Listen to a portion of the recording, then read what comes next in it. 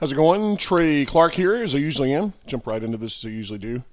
My directional mic broke, so I'm using this little uh, lapel mic here, and for whatever reason, that's the best place to pick it up. So I apologize if it looks weird.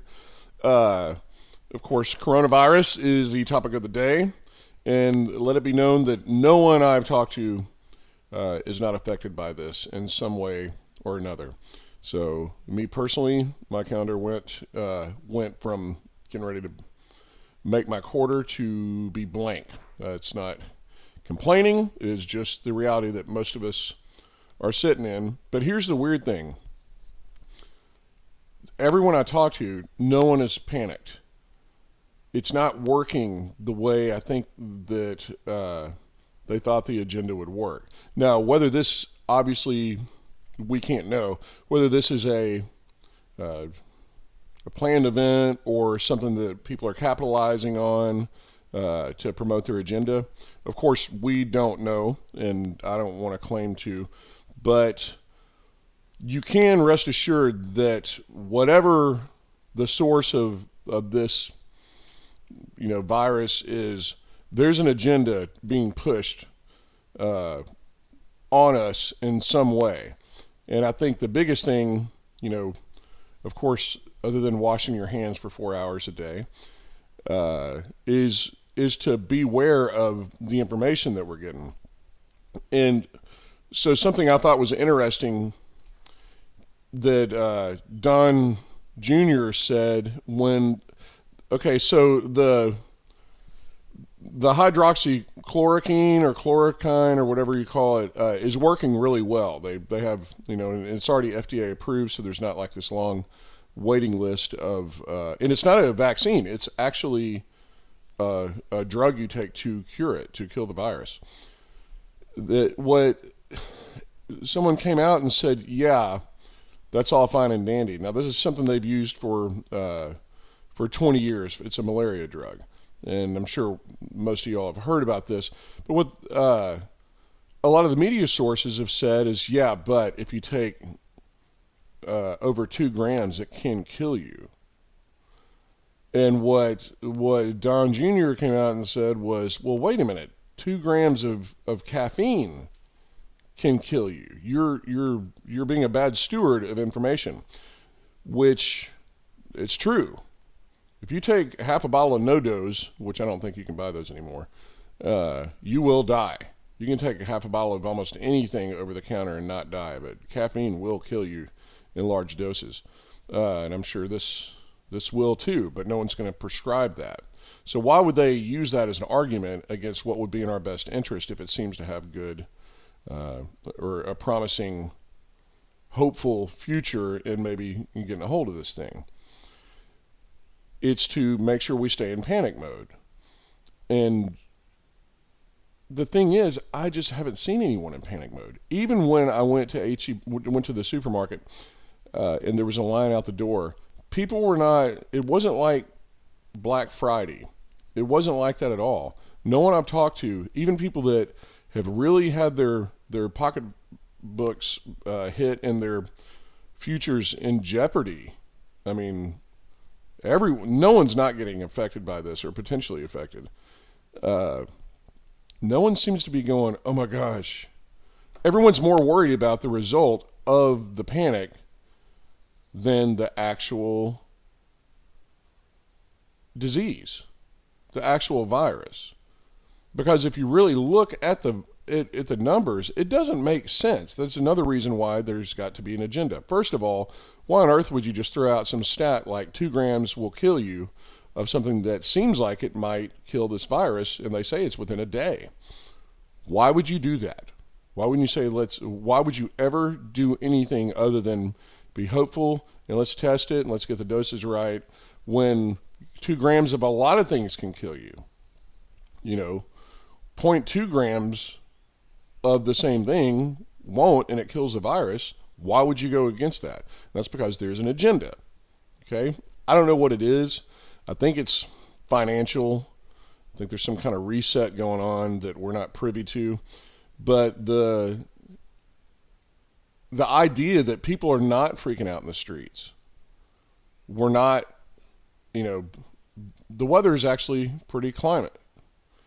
The hurricane season is coming up, so if we can kind of get through this before hurricane season, because God forbid there is, power outages somewhere during this time, but, just be aware if there's an agenda, that means there's another step in place. And this isn't a video about like what you should do, because I don't know. I'm trying to figure it out myself, just like the rest of us. But one thing I do think we should do is just don't trust the mainstream media. They have an agenda. Obviously, they do. Otherwise, they would not be pushing this nonsense of, well, yeah, but if you prescribe too much of it, it could kill you. So this is a bad idea. When it might be the one thing that could, stop all this in its tracks. That's a big deal. That's being a bad steward of the people we voted in, of our system, I guess, and we voted these people into office. And if you hear people saying stuff that makes you go into panic mode, or that seems like that's what they're trying to do, then don't trust them.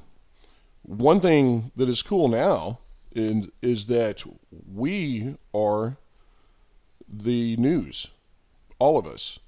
And it doesn't mean that what I say is obviously,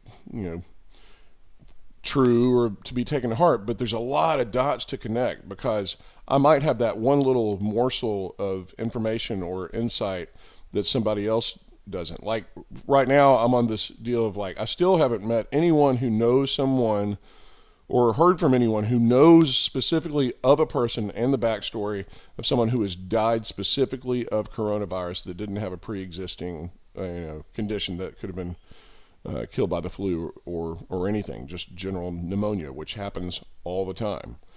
But you might. So that gives someone like me a chance to step back and go, okay, I explored that, but at least, if 5 or 6 people chime in on a thread like this or another one and say, no, my brother has been on a respirator from this stuff and it doesn't look good, that does change things.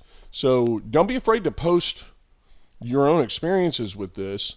And also, as we get through this, because this has a shelf life on it, it's going to have to. And thank God we're still armed. So martial law will only go so far. But we're also going to have to get back out of this. A lot of us are going to have to start our businesses back over. And, it'll be a good opportunity for communities to kind of share their stories that is not, just fear mongering and fear porn and just the media going, we're all going to die. And look at this. It's, you have no reason to be hopeful for anything. Stay in your homes and don't go anywhere and stay 6 feet away from everyone. And, again, I'm not suggesting the virus is even real or not. I don't know. I don't want to get it. So, and, what the hell are we going to do about it? But there's also going to be this next step of getting out of it. And I think sharing our stories as we, get ourselves back into the reset of whatever it is. I think you're not going to get that from the mainstream media, and the government's not going to get you out of it. It'll be your local communities and figuring out what your skill set is. Spend your time right now. What is my skill set? Not what is my degree in. What can I literally walk in a mile in any direction and actually do that is better than most that could make money. So, and I'm doing the same thing right now. So, everyone be good, and I'm glad everyone's staying calm. I do believe the veil has been lifted. I believe this. They've overplayed their hand way too many times, and we're not rioting in the streets. We're just not. And I think they're doing everything they can, and I don't think they're going to pull the lever on the power grid. I just don't think they will. But go to Amazon and just get a couple of cases of rice and beans.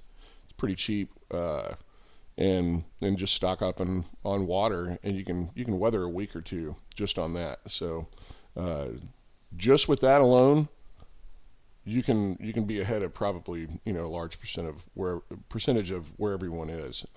So, cheers, guys. Y'all stay safe and post your thoughts here.